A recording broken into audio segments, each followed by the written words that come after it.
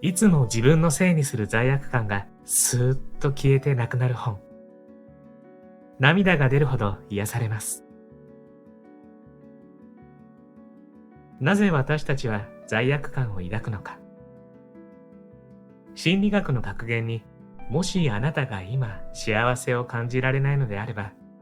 あなたは自分を許していないというものがあります。つまり、あなたが今幸せでないのは、理由はともかくとして罪悪感を覚え、自分が幸せを感じることを許せていないということを表しているのです。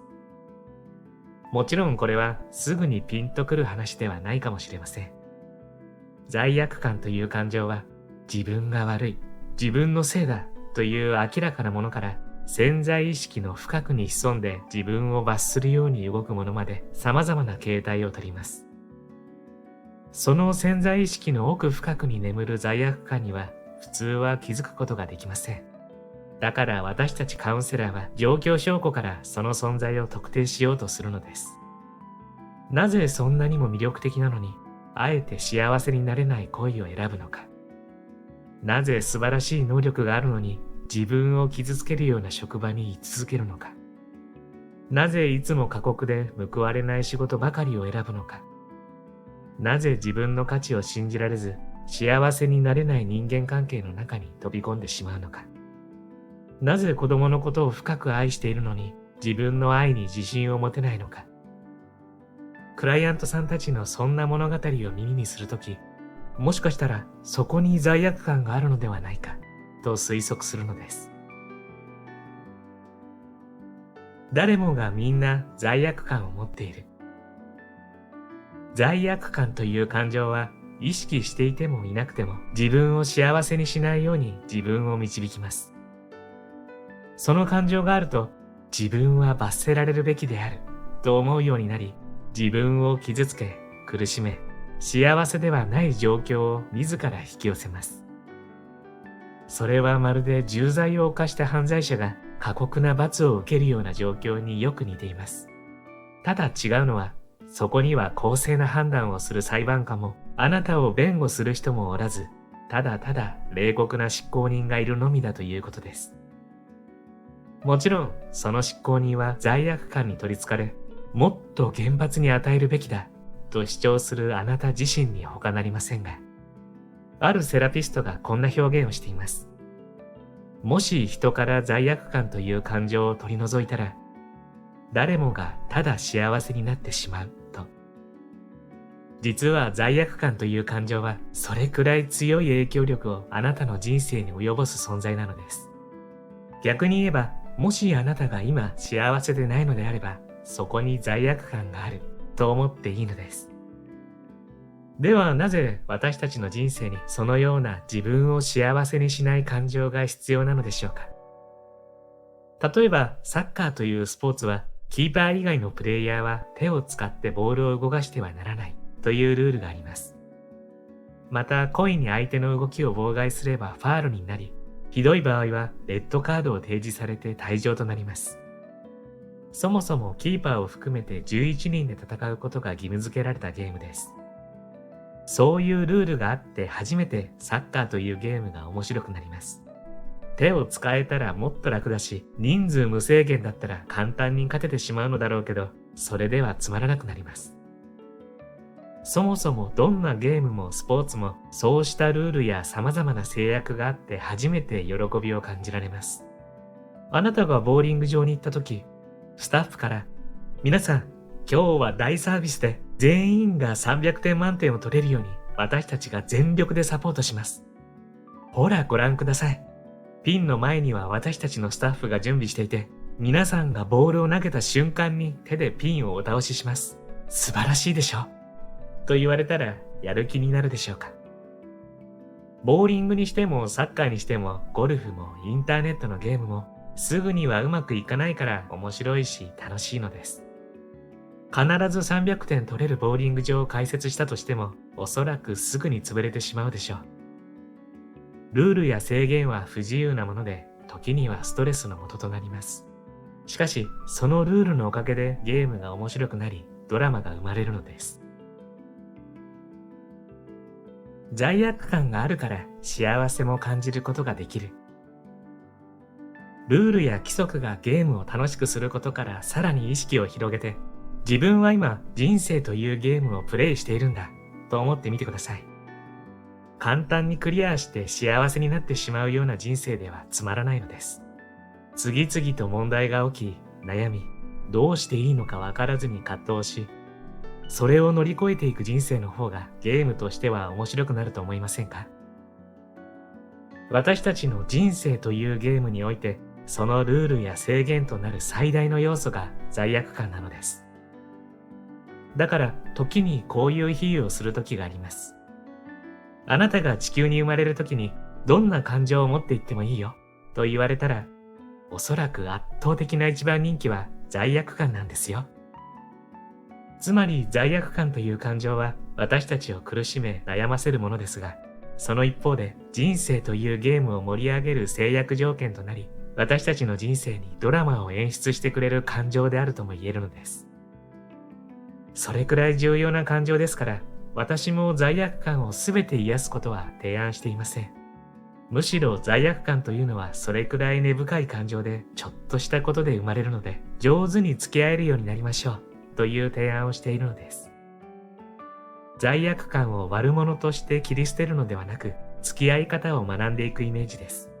病気で言えば持病みたいなものでしょうか。その病気の癖が分かっていれば、あなたもきっと対処することができるでしょうし、その病気を持ちながらも幸せになることは可能です。罪悪感も同様で、それがあるから幸せになれないのではなく、うまく共存することで幸せを感じることができるのです。こんにちは。ハピケンことハッピー研究所の翔です。今回はいつも自分のせいにする罪悪感がスーッと消えてなくなる本という本をご紹介します。あなたはこんな風に考えてしまうことってありませんか？また今日もミスしてしまった。何から何までダメダメだよね。いろいろとうまくいかないのは自分のせい。あの時なんであんなことをしたんだろう。なんであの人私に優しくしてくれるのかな。なんだか申し訳ないよ。みんなが喜んでくれるんだから、ちょっと辛くても頑張らなくっちゃ。結構あるあるじゃないですか。もちろん僕にもあります。ですが、こんな思いが心に浮かぶのは、あなたも気づいていない罪悪感があるからかもしれません。こんな辛くてめんどくさい感情なんていらないって思うかもしれませんが、どうもそうではないようなんです。罪悪感を深く知ると、自分が大好きになってめちゃめちゃ生きやすくなるんですって。著者は根本博之さん。根本さんは心理カウンセラーとして約20年、2万人以上の相談者の様々な悩みと向き合ってこられました。講師、作家として活動もされていて、ベストセラーを何冊も出されておりますので、ご存知の方も多いと思います。そんな彼が自分の抱えている罪悪感に気づき、そこから抜け出し、今そのままのあなたのままで幸せになれる方法を教えてくれるのが本書なんです。本動画では本書のこの雰囲気をほんの少しだけご紹介したいと思いますので、ぜひ最後までご覧になってくださいね。そして今回も幸せのダイヤモンド探しがございます。このハッピーダイヤモンドを動画のどこかに5つ置いておきましたので、見つけてみてくださいね。見つけたら小さな幸せゲットですからね。それでは続きをどうぞ。ハッピー研究所では幸せになるためのいろいろなノウハウをご紹介しています。チャンネル登録して一緒にハッピーを作っていきましょう。今の罪悪感をスーッとなくす自分の許し方。もうバイト辞めます。何か問題が起きた時に、これは自分のせいじゃないかと感じるのは、もともとあなたの心の中にあった罪悪感が問題が起きたことをきっかけに浮上してきたことを示しています。だからその罪悪感を癒すことでその問題を解決することが可能になります。ただここで注意したいのは、自分のせいだと捉えて自分が悪い、自分が何とかしなければならないとその問題を背負ってしまう必要はないということです。自分のせいだと自分を責めることと、自分に原因があると自分軸で捉えることは全然違います。罪悪感に支配されている状態だと、これは全部自分が悪いんです。自分のせいなんです。と自分を責めます。しかも仮に周りの人があなたを許してくれたとしても、罪悪感はますますあなたを責めるために、そんなことないんです。こんなことをした自分は許されていいわけないのです。とあなたに思わせます。だからいつまで経っても罪悪感から解放されることはありません。つまり私たちは仮に他人が自分を許してくれたとしても、自分が自分を許せないとその罪悪感からは解放されないのです。自分に原因があると自分軸で捉えるということは、罪悪感にとらわれることなく客観的に自分を見つめることです。つまり自分を責めることはしません。素直に謝罪の意を示し、しかし罪悪感から自分を責めないという態度が自分軸で問題と向き合う姿勢です。なかなか微妙な舵取りが必要に思われるかもしれませんが、自分軸で生きられていると、まさに罪を憎んで人を憎まずを自分自身に適用できるようになります。罪悪感を癒すことは自分を許すこと。何かのきっかけで罪悪感を覚えてしまったとき、大抵はそんなことをした自分を責めてしまうものです。しかし、もしそこで相手に対して悪意があったわけではなく過誤であったのであれば、その行為はそこまで責められるべきものだったのでしょうか。また、もし罪悪感からあなたが自分を責めていて保証行為を繰り返し、相手がもういいよ、君のことは許すよと言ってくれたとしても、自分のことを許せなかったら自分で自分を責め続けることになるでしょう。相手から許されることは罪悪感を多少は軽くしてくれる効果はあったとしても、それで全てが解決するわけではないのです。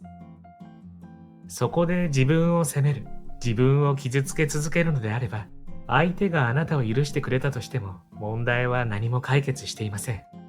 だってあなたは全然幸せではないのですから。あなたが自分自身を許すということが何より重要なのです。つまり罪悪感を癒すということは自分自身を許すということと全く同義なのです。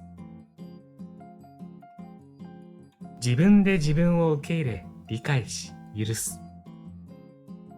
これから紹介する事例は人によってはカチンときたり理解できなかったりすることがあるかもしれません。中には正しさを主張したくなる方もいらっしゃるかもしれませんが、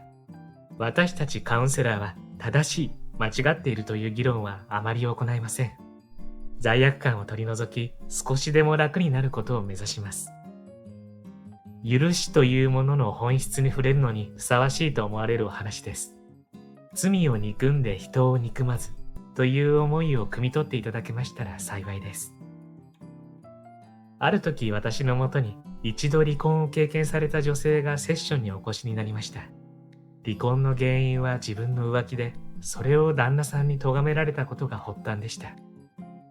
話を聞くと、彼女の両親も彼女が幼い頃に離婚していて、彼女は女手一人で育てられました。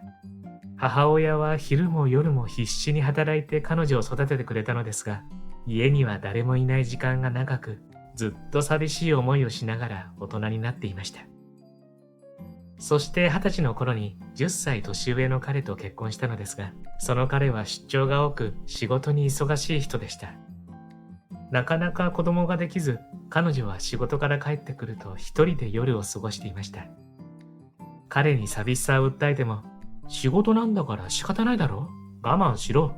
と言われるだけで心は全く満たされなかったのです。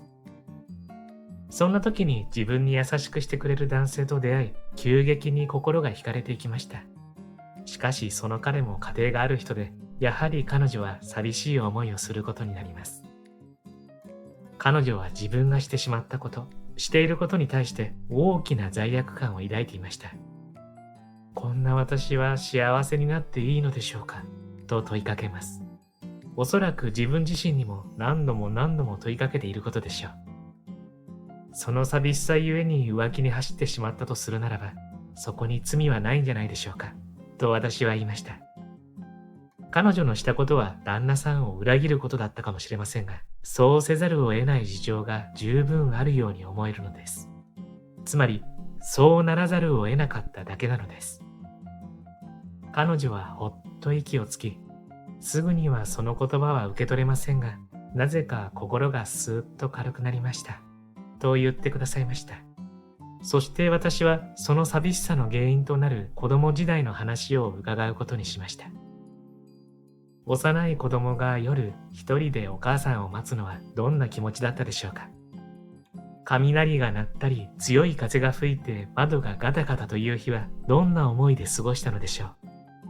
ご飯は用意されていましたが、毎晩一人で食べるご飯はどんな味がしたでしょうか。そしてお母さんが帰ってくるのをただただ待つのはどんな気持ちだったでしょう。彼女は大人になって結婚してからも子供時代と同じ体験を繰り返します。もしかすると子供時代のあの寂しさを旦那さんを待ちながら思い出す日もあったかもしれません。もちろん大人ですから子供の頃とは感じ方は違うでしょう。しかし家族で仲良く道を歩いている姿を見たり、他の家の明るい窓を見たりした時に、もしかしたら胸が締め付けられるような思いをしていたのかもしれません。そんな時に自分に寄り添ってくれる人が現れたとしたら、いけないことと分かっていてもやめられるものではないんじゃないかと私は思うのです。罪悪感を扱う時は、なぜそうせざるを得なかったのかという意識で見ることをお勧めしています。心の世界には法律も倫理も社会性もなく、ただそういう感情があるのみだからです。つまり、正しい、間違ってる、良い、悪いという基準で判断しなくても良いのです。なぜならば、その基準は思考の中にあるもので、心の中にはないからです。そうすると、社会的にタブーであるとされていることに対しても理解できることが現れます。そうせざるを得なくてそうなってしまったとするならば、そんな自分を責めることができるでしょうか。こうしたアプローチは受容と理解と言います。この理解とは理性的、論理的に理解するのではなく、感情的に理解することがポイントです。つまり、彼女と同じ心理状態ならば、良くないことと頭で分かっていても、誰でも同じようなことをしてしまうのではないだろうか。という思いに至ることです。この受容と理解は許しを語る上でとても大切なものです。多くの人は表面的な行動や態度によってそれを良い悪いで判断したくなります。しかしその行動の裏側にはそうせざるを得ない事情が隠れていることも決して珍しくありません。そうして自分がしてしまったことを受け入れ理解することで自分を許すことが可能になるのです。自分を許すために自己肯定感を育てる。よくセミナーなどでこんな質問をしています。あなたが自分自身に対して言っている言葉を人に対して言ったらどうなると思いますか？他人が何かミスした時には、いいよいいよ、大丈夫だよって優しく言ってあげられるのに、自分自身に対しては、何してるの？本当に無能なんだから。どれだけの人に迷惑がかかると思ってるのよ。本当にこのバカ。的な言葉を発していませんか？もしかしたらもっとひどい言葉を自分に対して吐きまくっていませんか？罪悪感があると、その自分自身への罵声が本当にひどくなります。周りからは温和に見える人が、その心の中で散々自分を責め続けていることも珍しくありません。自分の内側の世界は普通他人には見えない世界ですから、そこで虐待に似たようなことが行われていても全く気づかれません。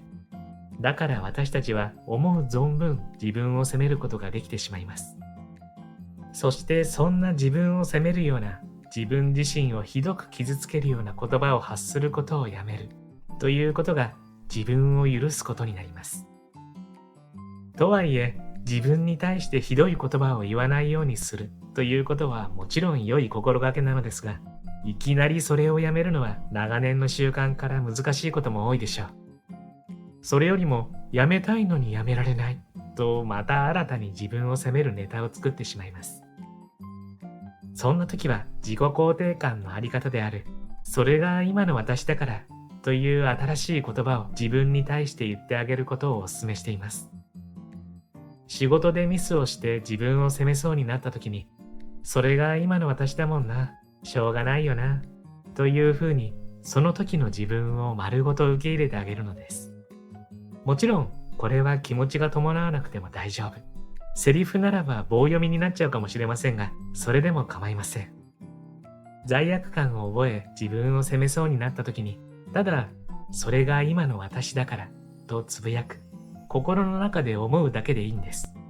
それが今の自分を許すということにつながります。また先ほど他人に対してはいいよいいよと言ってあげられるとお伝えしましたが、これもまた応用することで自分を許すためのシンプルなエクササイズに変身します。それは他人に対して言える言葉を自分自身に言ってあげるということです。言い換えれば、あなたが友達や後輩に接するように自分に接するということ。例えば自分が何かミスをしてしまった時に罪悪感から自分を責めそうになるところをちょっと待ったとストップをかけ、もし友達や後輩が同じことをしたら何て言うだろうかと考えます。そしていいよいいよ大丈夫だよって言うだろうなと思ったら、そのセリフをそのまま自分自身に言ってあげるのです。はじめはぎこちなく素直にその言葉を受け入れられないことも多いのですが、それで大丈夫です。思い出した時に使ってみると、あれ？気がつけばちょっと心が軽くなってるという実感が得られます。自分という乗り物を悠々と乗りこなす。あなたは今まで自分をどんな風に扱ってきたでしょう。扱いにくい乗り物のように扱ってきてはいませんでしたか？私たちには感情という理屈では制御できない代物があって、今日頑張らなきゃいけないのに気力が湧かない。こういう時は優しくしなきゃいけないのに怒っちゃう。これだけ良くしてもらっているからありがたいと思わなきゃいけないのに、もっともっとと愛情を求めてしまう。などといった葛藤を常に抱えています。そしてそこにも罪悪感がひたひたと忍び込んできて、頑張れなくてごめんなさい。怒っちゃってごめんなさい。こんなに欲しがりですみません。というふうに自分を責めるルーティーンが出来上がりやすいのです。先ほどはそんな自分を、それが今の私だからと受け入れることを提案したのですが、そうして自分を受け入れることは自分という乗り物を乗りこなす方法に他なりません。私たちの感情は波のように上がったり下がったりを繰り返します。良い時もあれば良くない時もあります。特に女性は男性に比べると5から10倍ほど感情を感じる生き物と言われていて、それだけ感情の大波にさらわれやすいんです。それを私たちはいつしか感情はコントロールすべきという観念に支配されてしまい、思い通りにならない感情に対して強い否定的な思いを抱くようになります。しかし残念ながら感情の波は意識レベルではなかなかコントロールできるものではありません。そこで自己肯定感を上げることで、そうした感情の波をサーファーのようにうまく乗りこなすことができるようになります。私はセミナーなどでも、感情の波に上手に乗れるサーファーをイメージしてくださいねという提案をよくしています。サーファーがパドリングしながら波を観察するように、今の感情を客観的に観察してみることで、自分の感情を受け入れながらもその波に飲まれないようになっていきます。さらに自分の心を実況中継するように観察してみることがおすすめです。取引先が期待するほどの提案ができなくて悔しいし申し訳ないし、そんな自分が情けないって思ってるな。このままじゃ取引を打ち切られるかもしれない不安も出てきているし、上司に報告するのが怖いと思っているよな。自分なりに頑張って解決策を考えたつもりだったけど、やはり上司が手伝ってやろうかと言ってくれた時に素直に聞いておけばよかったな。後悔しちゃってるよな。なおさら上司に報告するのが気が重くなってきてるよ。このように自分の気持ちを客観的に見ることで、感情の波に飲まれないばかりか、その自分を否定したりダメ出しすることを緩和することが可能です。とはいえ、時にいきなり大波が襲ってくるように、常に客観的に感情を観察することは難しく感じられるかもしれません。だからできる時にこうして自分の心を観察することで自分自身と上手に付き合えるようになる。自分を乗りこなすことができるようになるのです。罪悪感という感情は即座に自己否定的な思いを作り出しますから、このような感情を観察する方法を身につけると自分を傷つけることを避けられるようになっていきます。私は長年のカウンセリングやセミナーを通じて、幸せになるには何かを得なくてもいいし、そのために頑張らなくてもいいという思いに至りました。今、そのままのあなたのままで幸せになれるのです。そのためにやることは、自分が意識をフォーカスさせている対象、罪悪感から愛に切り替えるだけなのです。罪悪感から抜け出せると、不思議なくらい心が軽くなり、周りの景色が明るくなり、そして前向きな気持ちが自然と湧き上がり、今ここにいられることに喜びと感謝の思いが溢れてきます。かくいう私も未だに罪悪感の罠に引っかかることもあり、その度に意識を切り替えて愛や感謝にフォーカスをするようにしています。そのせいか、かつては鉛のように重かった心も今ではすっかり軽くなったように感じています。今のままで、そのままの私で十分幸せを感じられる。私が本書を通じて一番お伝えしたいことはこの言葉なのです。あなたが今よりさらに幸せな人生を過ごせますよう、いつでも応援しています。今回もプロローグ程度のご紹介でしたが、本書の雰囲気伝わりましたでしょうか？誰にでも罪悪感ってあると思うのですが、意外とその正体ってちゃんと考えたことがないのですよね。だからただただ振り回されちゃうんだけど、一旦少し時間をとって考えてみるだけで随分と捉え方が変わるんですよね。起きたことをきちんと見つめることは必要なんだけど、だからってそれで自分を責める必要はなかったんですよね。本書はこんな気づくだけで生きやすくなる罪悪感の仕組みを超具体的な解説で教えてくれるので、ざっと読むだけでも相当理解できるんです。しかも本書後半からは自分を許す事例がたくさん紹介されているのですが、これがまた深くって相当泣けるんです。いいか悪いかは別として、僕は本書を読んで、ああ、罪悪感っていうのもただただ悪いだけのものじゃないんだな、なんて感じちゃいました。罪悪感というある意味人間らしい感情の奥深さをたっぷり感じることができる一冊です。しかもそんな本書は現在 Amazon の読み放題サービス Kindle Unlimited に登録されておりますので、会員の方は無料で読めるんです。興味のある方はぜひ読んでみてはいかがでしょうか。そうそう、皆さん、冒頭にお伝えしたハッピーダイヤモンド見つかりました？ダイヤモンドの数は全部で5つでしたよ。どうです？見つかりましたか？見つけた時の小さな喜びも立派な幸せ。見つけたあなたは幸せを一つ積み重ねてハッピー度が上がってますからね。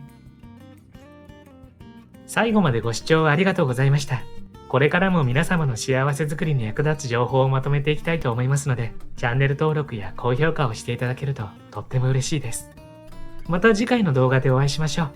皆様に幸せが届きますように。